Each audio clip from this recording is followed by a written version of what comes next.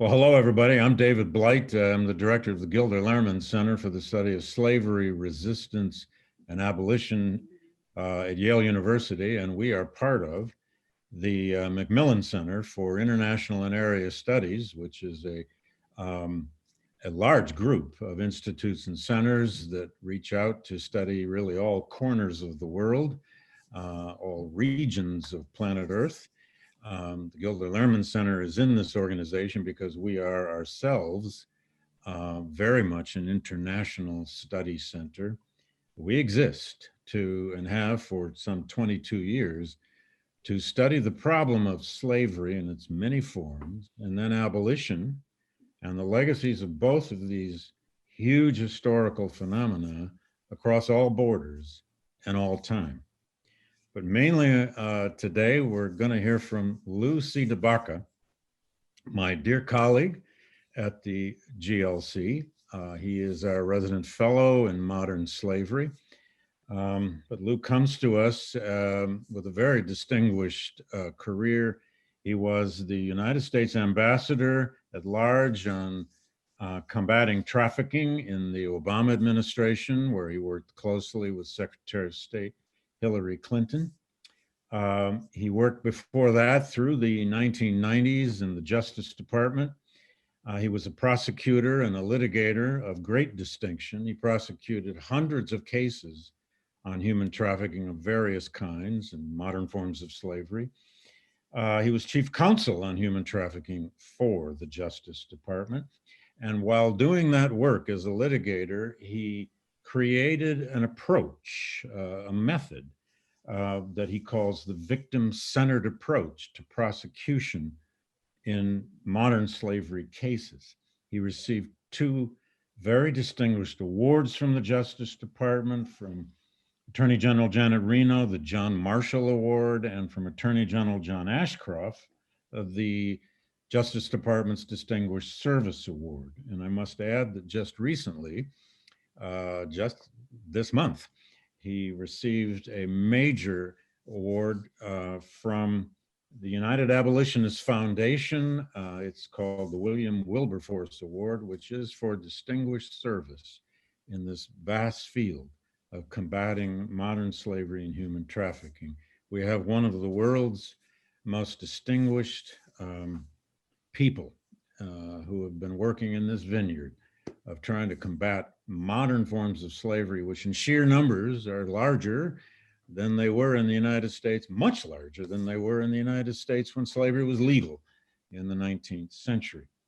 Now, Lou, what we really want to talk about today, though, are not only your distinctions, but especially something that was recently put out by the State Department that I know you had a lot to do with. This is, of course, Black History Month, February, as everyone knows. And that came about because of its associations with Abraham Lincoln's birthday, Frederick Douglass's birthday, and so on back in the 1920s. But it also is the month of the passage and signing of the 13th Amendment. And just the other day, on February 1st, which is the anniversary of Lincoln actually, as I understand it, signing that 13th Amendment, the new Secretary of State, Tony Blinken, issued a formal statement on behalf of the State Department about modern slavery and setting out a rather ambitious framework for what the United States will now do moving forward about modern slavery, and even in the cause, as I read that statement, of anti-racism. Lou, why that day? What was your response to Tony Blinken's statement, and how did this come about? Well, why that day, I think, is a wonderful story, and it actually, I think, is illustrative of a lot of things that we're trying to do right now in the fight against modern and contemporary forms of slavery, especially around what people sometimes call survivor's voice or survivor input. I actually prefer to call it survivor leadership because we're seeing a number of folks who, in my case, I might have met them when they were first coming out of the horrible situation that they had been in. Maybe they testified in one of my cases, or I was involved in helping them get services, place to stay, work through initial trauma, et cetera. And fast forward all these years, and a number of those people are now colleagues in the fight. Changes the power dynamic entirely, and it's exactly where we want to be. And I think that that's one of the things that we see with this idea of February 1st. National Freedom Day is a holiday. We should talk a little bit about how that came to be. But it's one of those federal holidays that you don't get off, unfortunately. Right. Most people don't know about it. I think because people don't get it off from work, they don't necessarily know about it. But the Black community historically has definitely known about it. And it used to be one of the days on which emancipation was very much and very consciously celebrated. Still is in a number of places, especially in Philadelphia. And what we see is in the 1940s, a number of folks by then in their 80s and 90s who had been born into slavery and then had gone on to a number of other aspects of their life throughout, really wanted to have something that would commemorate not just slavery and what the community had been through, but this idea of emancipation. And so it really was, in some ways, I guess we would now say, a survivor-led commemoration. And that was what Secretary Blinken then used, I think is very inspiring, this last week on February 1st to, in his first week in office as Secretary of State, put down, I think, a real marker as to where anti-slavery, anti-trafficking work on the part of the United States would go in a Biden administration. So the fact that they're looking forward into history, or looking forward into the future while rooting it in history and rooting it in something that was actually a direct construct of formerly enslaved people. What a great way to start this administration.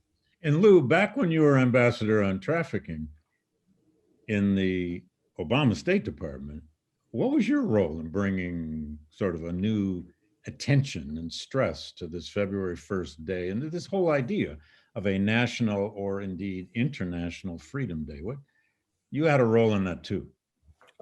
Yeah, and I think that one of the things that was wonderful about working for President Obama is that he and a number of the folks that worked with him in the White House, they understood what these connections were, why we were doing modern slavery work, why we were calling it modern slavery work, as opposed to human trafficking. The human trafficking frame often confuses people. They think that you have to be moving across international borders. They think maybe it's only for migrants and it doesn't cover vulnerable communities in their own home country. It kind of breaks the tie towards away from the US civil rights struggles. And it's also a very new term. It's only about 20 years old. And back then it was only about 10 years old. Right. And so in 2010, President Obama declared January to be National Slavery and Trafficking Prevention Month. And in the consultations as we were getting that done, it was very clear that the best way to do that was not to have the month of January ending on January 31st, but it's the only month that actually then has an extra day in it. So, so National Slavery and Trafficking Prevention Month runs from January 1st, which is the historical, that is the day of emancipation. That's when, Day, right? It's when the Emancipation Proclamation came in. And more importantly, it's when, for many parts of the Black community, that was when the parades were, that's when all of the festivities. And the watch nights. Watch night on the 31st. Commemorating the night of. Yeah. Exactly. And so that idea of Jubilee and, where it comes, and then having it run all the way then through the 13th Amendment. Right.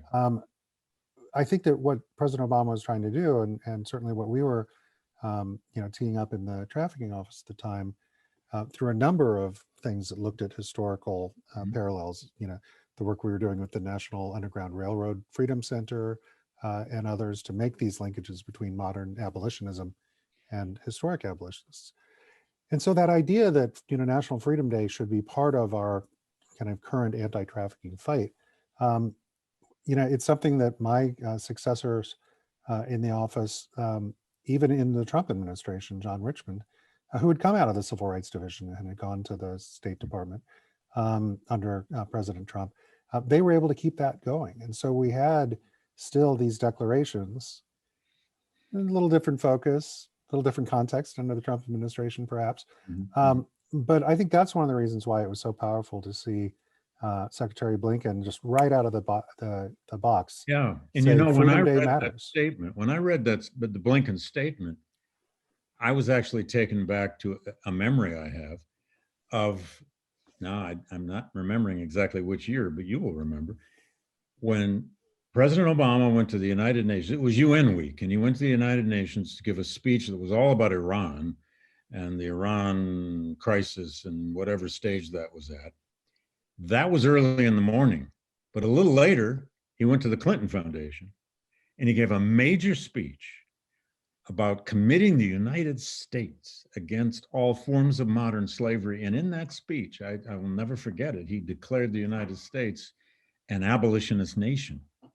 Now, it's hard to get you to talk about your own role in this, but I bet your team and your office had something to do with writing that speech, didn't they? Well, I was certainly sitting in the crowd at CGI Okay. at a table with a number of survivors who were. You had actual survivors in the room watching that. Yes, and they were people who he was, referring to and building off of their experiences. Right. But most importantly, they were survivor leaders that were then doing, amazing things to pay back.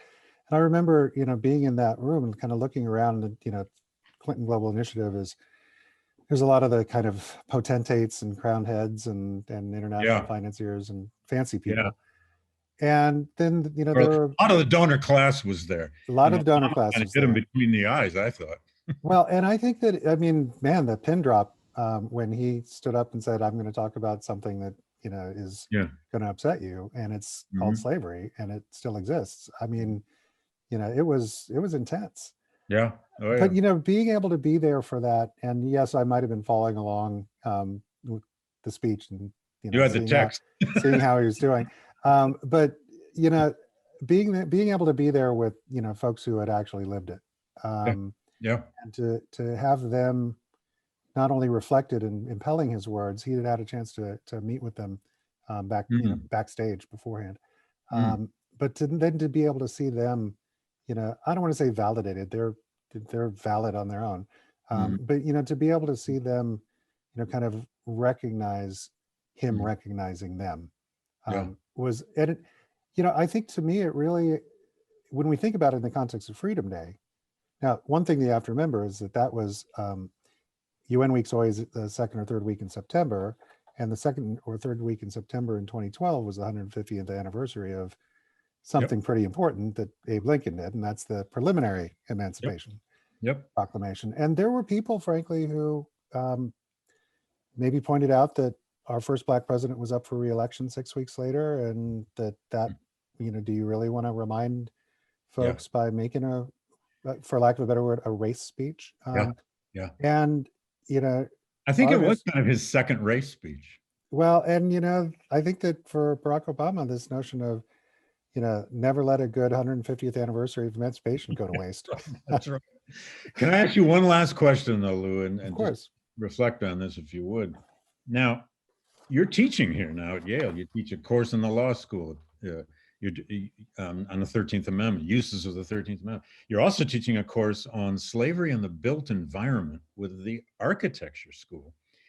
But say a word about both of those the thrust of both of those courses that you're offering, because this is a field that not enough people really know about, frankly.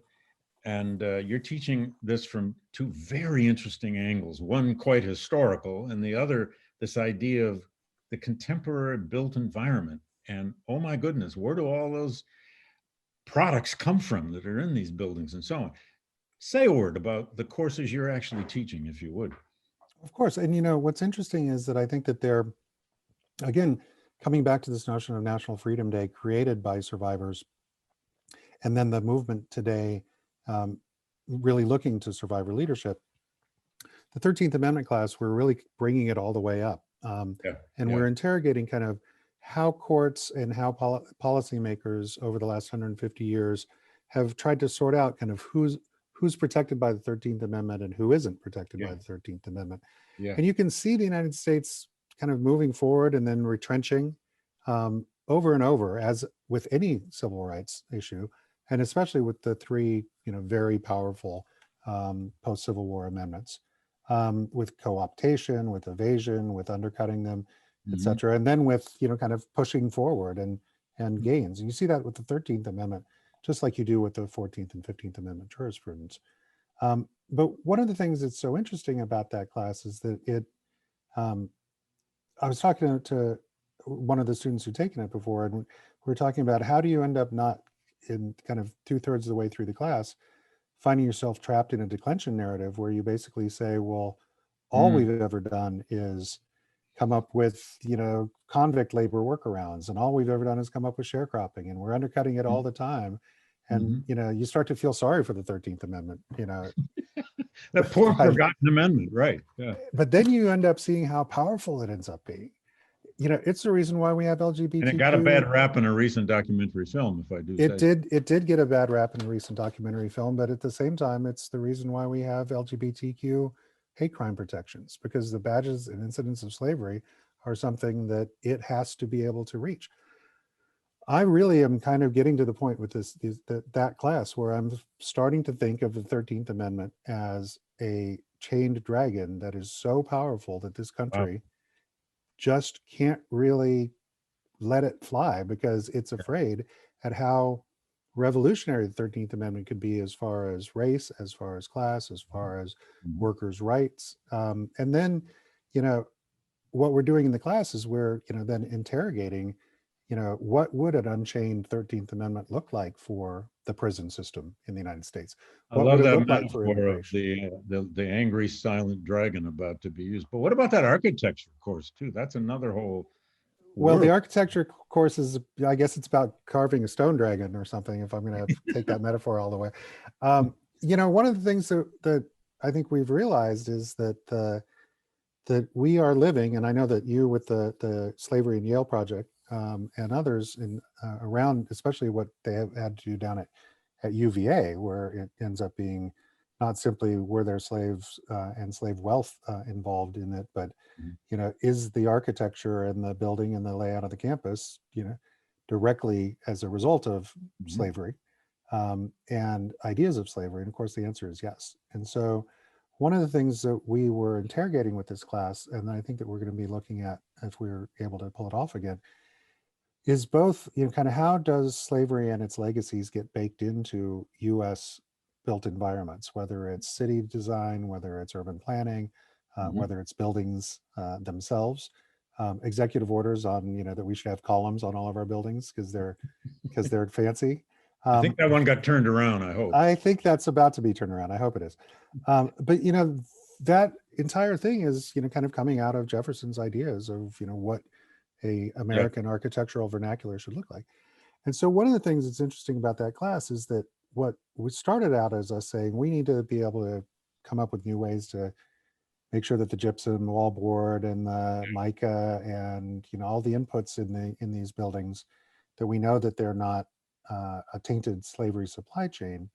It has now forced my co-instructor, Phil Bernstein, and I to start to say, we need to think about whether there is a design vernacular of freedom that we should be working towards. And so there's both the idea of kind of what is a combination of business operations and law problem as far as slavery in the built environment supply chain, as far as the things you would build something new today with. And simultaneously, there is, I think, an interrogation of everything from, what is memorialization? What should monuments be? What should buildings be? What do architects have to do with that if the architects aren't the ones who are building them? Well, they are the ones who are designing them. But more importantly, how do we recapture this idea and, kind of turn around the entire American vernacular of kind of Greco-Roman glorification of those ancient slave cultures? How do we turn that around and actually come up with a vernacular of freedom? So what I've heard, you and Phil Bernstein have captured the imaginations of a whole group of young architecture school graduate students about this idea, and I think that's just terrific. I wish Well, we had. as you know, David, and I know we're short on time, but Yeah. you're always supposed to be a little skeptical of teaching evaluations, because we all know what teaching evaluations Yeah. sometimes Yeah. turn on.